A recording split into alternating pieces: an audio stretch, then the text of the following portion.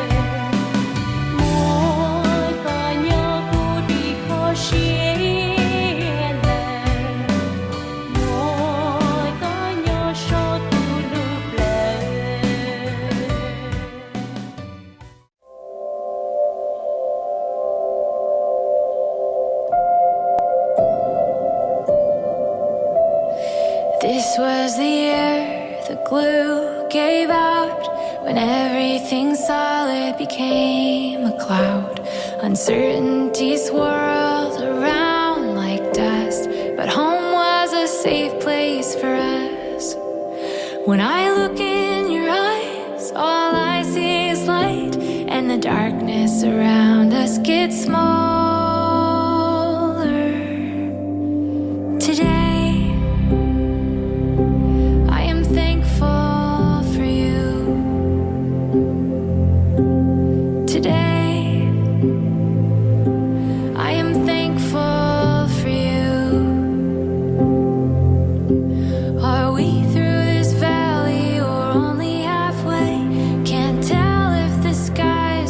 blue or more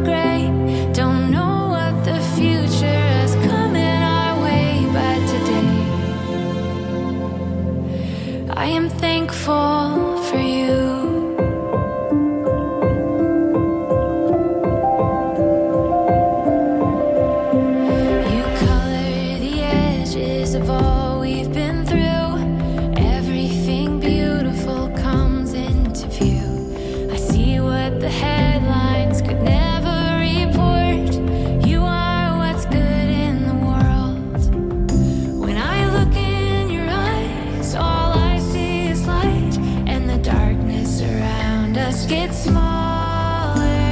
Today I am thankful for you. Today I am thankful for you. Our way through this valley are only halfway. Can't tell if the sky is turning blue or more gray. Don't know what the future is coming our way, but today I am thankful for you. Hand in hand, side by side, gratitude will be our guide. Heaven knows what we might find tomorrow, but today I am thankful for you. Today I am thankful for you. Oh, today I am thankful for you. Today I am thankful for you. Our way through this valley are only halfway. Can't tell if the sky is turning blue or more gray. Don't know what the future is coming our way, but today I am thankful for you. Today I am thankful for you.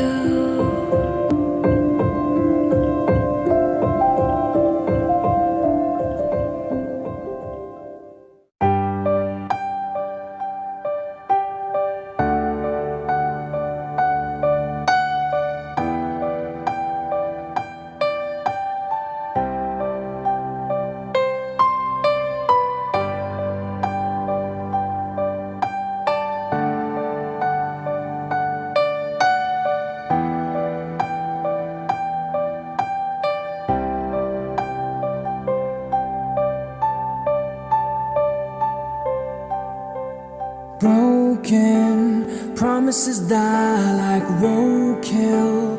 They're on the side of the street.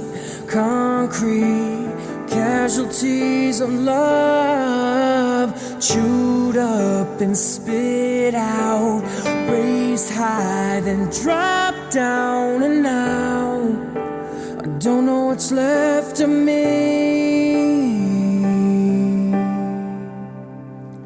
But I collect myself and crawl through the shadows, reach up my hands to the sky and shout out, I'll never make these same mistakes again.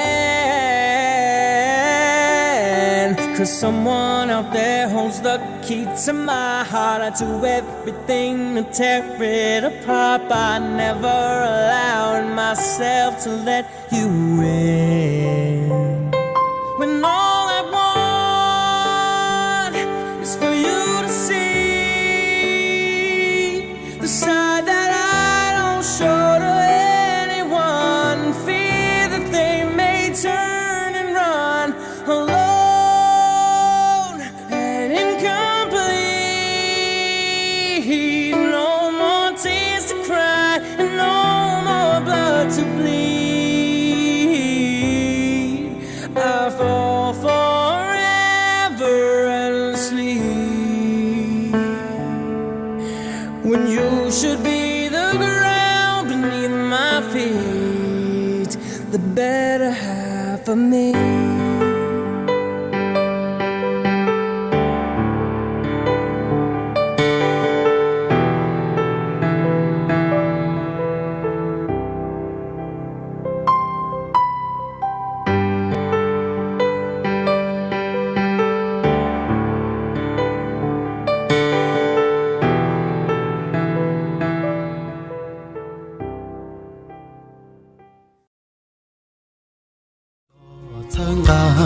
Tia mua nu no lô con bên đó vì có ý lần